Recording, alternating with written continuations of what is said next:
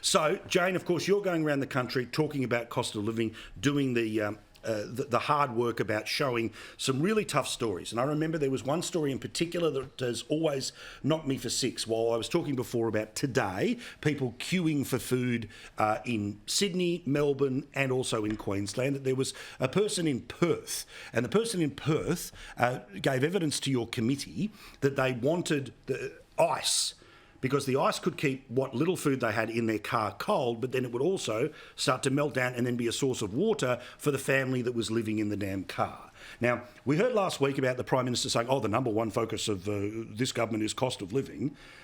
But the reality is that there's an awful lot they could be doing that they're not.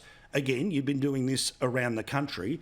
And I like that, I've got a couple of emails from lefties saying that it's just a right-wing talking point, but the reality is that there are queues around the block for free food in 21st century Australia. That's right, and not only that, but take us back to the beginning of the year when Anthony Albanese said that his New Year's resolution was to bring down the cost of living. Well, we're now at November.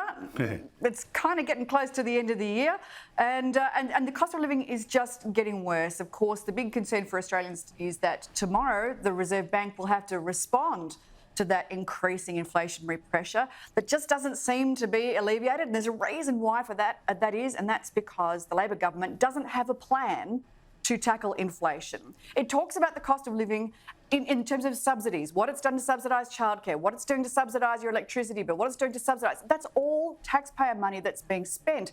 Of course, that can actually make the inflationary problem worse. We want to see the government have a plan to tackle inflation, its causes, not just its symptoms. Otherwise, inflation is going to stay higher for longer, which means interest rates are going to stay higher for longer. And already the RBA is saying that they're not expecting inflation to come back to their target band of 2 to 3% until the end of 2025. Now, that's 2 more years of pain for ordinary Australians, and we're seeing it every day with the price of food going up by around 8%, by the price of electricity going up by 18%, gas by 28%, housing by more than 10%. It's becoming overwhelming for so many households. And not only that, but the ABS are telling us that while inflation is going up, certainly, that cost of living is disproportionately affecting working families, those families that have a mortgage, because the average mortgage, let's say it's around $750,000, costs are now an additional $22,000 a year.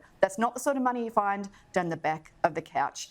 And it's only going to get worse tomorrow if rates rise again. Well, and again, the analysis is that if it goes up by another 0.25%, it'll be 55% of Australian households that will be financially struggling to be able to pay off their houses. Put simply, the percentage of how much you have after you get paid, things start to get worse. There's one thing that I do not understand this federal government is not doing, and certainly it's petrol. I'll bring that point up in a second. But, Linda, when they've got a surplus of $20 billion, why haven't they taken $2 billion and said to the charity sector, we've got extra money, this is not inflationary, but here's $2 billion immediately to the charity sector to be able to deal with the people whose metaphorical life is on fire? Well, look, there's merit to the idea if only there wasn't so much government debt and raising interests from the last government that, the government has really difficult choices about whether to pay down that very high government debt, record government debt, and get rid of some of that interest in order to maximise taxpayer money that they can use for the public good, or to do this kind of cost of living relief and, of course, supporting those great charities. In the City of Sydney, we've also done food relief. We started doing that for the first time during COVID, and it is something that we have had to continue. There is no doubt when you look, not just in Sydney, right around the country, that people are struggling with cost of living pressures. Of course, one of the best answers to this, and something I know Senator Hume is very opposed to, sadly, is wage rises for normal working people.